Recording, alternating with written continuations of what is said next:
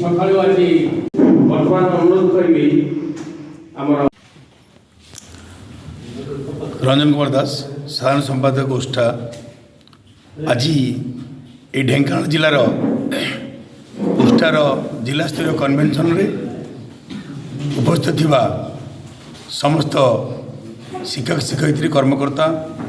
समस्त को मु स्वागत करुच्ची अभिनंदन जनाऊँगी ता सहित ओडिशार समग्र जातिर शिक्षक जाति की शिक्षक जातिर सम्मान शिक्षक जातिर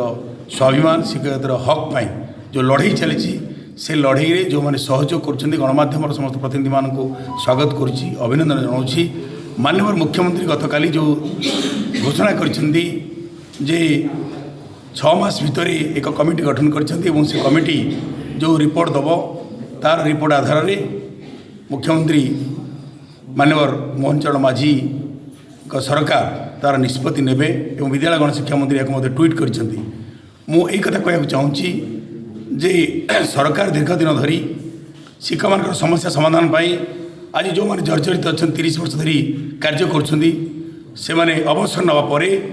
नूतन उन्नत विद्यालय गुड़िकर शिक्षक शिक्षयित्री पेंशन नहीं अवसरकाल सुविधा नहीं चाकरी सुविधा बेले ना अवसरवासी से दुख दुर्दशा कालातीपात करप्रेक्षी से पेंशन सरकार नीतिगत निष्पत्ति नहीं ना एवं 1981 पेंशन रूल थे कोर्टर निर्देश थे कार्यकारी न जाई एक कमिटी गठन करपरी भाव में अनुदान योग्य विद्यालय गुड़िकर जो मैंने अनुदान अपेक्षार अच्छा से विद्यालय गुड़िक आज पर्यटन अनुदान पाई ना से किपर अनुदान परिसरभुक्त हे से 2013 अनुदान वंचित होती अनुदान परिसरभुक्त करने बारंबार प्रतिश्रुति मिली आंदोलन करूँ आलोचना करूँ प्रतिश्रुति आज प्रतारणा पलटि यही कथा आम कह चाहूँ जो कथा अगस्त 6 तारिख दिन आलोचन सेप्टेम्बर 6 तारिख दिन आलोचन आमको कही दुई मुख्यमंत्री दुई शिक्षा मंत्री एवं आमर माननीय मुख्यमंत्री प्रतिश्रुति देते जे आम जो सरकार को आसबू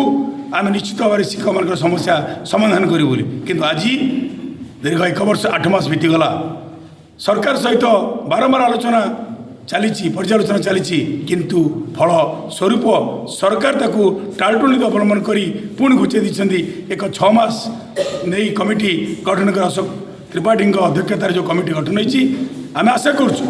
ए कमिटी गठन कर स्वागत योग्य शिक्षक मान समस्या समाधान करने अनेक समस्या शिक्षक मान ग्रेड पर असंगति रही आपण मानकर जो संशोधित दरमार असंगति रही कंट्राक्चुअल भाई मान असंगति रही प्रधान शिक्षक प्रधान सुधा नियुक्ति होना सरकारी विद्यालय ये समस्त असंगति सत्वे